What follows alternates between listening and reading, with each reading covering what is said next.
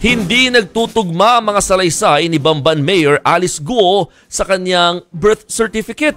Bukod dyan, ipinakwento rin sa alkalde ang kanyang childhood o pagkabata. Pero tila narindi ang mga senador sa animoy memoryado niyang mga sagot. Yan ang pampagising na balita ni Ria Fernandez. Tuy tài lược lấy. Continue. Napasample sa Senado ng Chinese dialect na Fukien si Bamban Tarlac Mayor Alice Guo. Pero hindi raw siya ganun kagaling dyan. Gaya ng hindi rin daw siya masyadong marunong magkapampangan kahit sinasabi niyang sa Tarlac siya lumaki. Tagalog daw kasi silang mag-usap sa kanilang farm. Muling nanindigan si Mayor Guo na isa siyang Pilipino. Ako po ay isang Filipino at ang tatay ko po ay Chinese. Ako po ay, kung hindi man po ako full-blooded po na 100% po na Filipino, dahil po sa tatay ko, ako po ay isang Filipino po. Pero nang magpakwento si Senator Loren Legarda tungkol sa childhood ng Mayora, tila narindi siya sa paulit-ulit na sagot ni Guo. Nung maliit pa lang po ako, nung 1986 po, wala na po talaga malala. Although ayaw ko po talaga ma-mention yung word na wala po ako malala, pero wala po talaga No, I'm not asking about the day you were born. Obviously, nobody knows that. Huwag tayo magpilosopo po dito. Madam Senador, lumaki po ako sa farm. Kinulong po ako ng tatay ko. Paulit-ulit naman, parang memoryado nyo.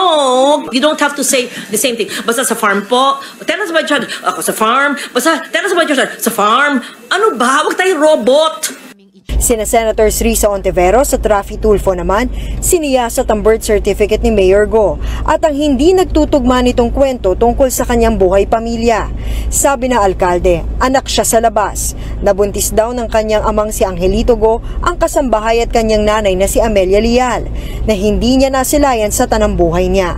Pero base sa kanyang birth certificate, married o kasal ang kanyang mga magulang na sina Angelito Guo at Amelia Leal. Alam mo ba na kasal yung father mo at saka mother mo? Naitanong ko rin po sa kanya, sabi po niya sa akin, hindi po sila kasal. Wala po akong idea po dun sa birth certificate ko po, na hindi po ako yung nag-prepare po ng birth certificate ko po. Lumalabas din sa mga dokumento na hindi lang isa, kundi 2 beses pang kinasal ang nanay at tatay ni Guo. Pinacheck ni Senator Ontiveros ang record ng mga magulang ni Guo at lumalabas na wala raw silang birth at marriage certificates. Walang birth record at all sina Angelito Guo at Amelia Leal. So, maitatanong talaga, hindi po kaya Angelito Guo and Amelia Leal Guo don't even exist? Ayon sa Philippine Statistics Authority, posible ngang wala talagang Angelito at Amelia. Pero pwede rin namang hindi lang sila nakapagparehistro. Bukod dyan, napansin din ng senadora na sa birth certificate ni Mayor Guo, Filipino ang nakalagay sa kanyang tatay. Pero mismo nga alkalde na ang nagsasabing Chinese ang kanyang ama. Kung siya ay Chinese, yung tatay nyo, bakit kaya ang sabi sa birth certificate mo na ang tatay mong si Angelito Guo ay Filipino? Bakit ganun?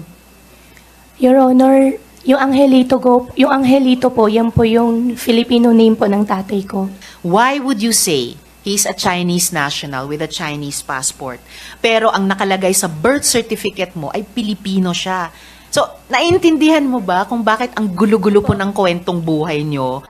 Eto pa, napagalaman ding meron pa palang kapatid ang Mayora. Sa pagdinig noong May 7, sinabi ni Mayor Guo na hindi niya tiyak kung kamag-anak nga niya sina Sheila at Ximen Guo. Pero, base sa dokumento ng Bureau of Immigration, ilang beses na palang bumiyahe ang alkalde kasama si Sheila. Sheila L. Guo at Ximen L. Guo at isa pang dokumento na Sheila Leal Guo at Ximen Leal Guo. At tinanong ko sa inyo kung mga kapatid nyo sila, ang sabi nyo sa akin, hindi nyo sigurado kung kamag-anak nyo sila. Kaya po, lahat na lang po naging sagot ko po is I don't know, hindi ko po alam. Dahil ayaw ko po madamay pa po ang ibang tao.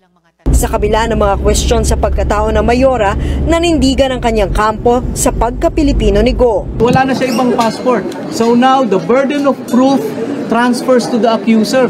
Napatunayan nila na peke yung mga hawak naming dokumento. Yung kanyang birth certificate, yung kanyang passport, ilang beses na po yun na-renew. Naungkat din sa pagdinig ng Senado ang kaugnayan ni Mayor Guo sa ilang kasosyo niya sa negosyo na sangkot sa money laundering sa Singapore. Pero sabi ng alkalde, kahapon niya lang ito nabalitaan sa social media.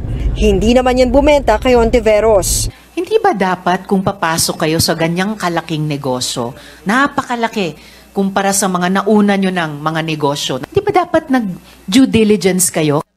Matapos ang pagdinig ng Senado, giniit ng mayora na hindi siya espiya ng China. Ako po ay isang Filipino. Yun lang po. At Maraming lalo-lalo salamat. na po, hindi po ako spy.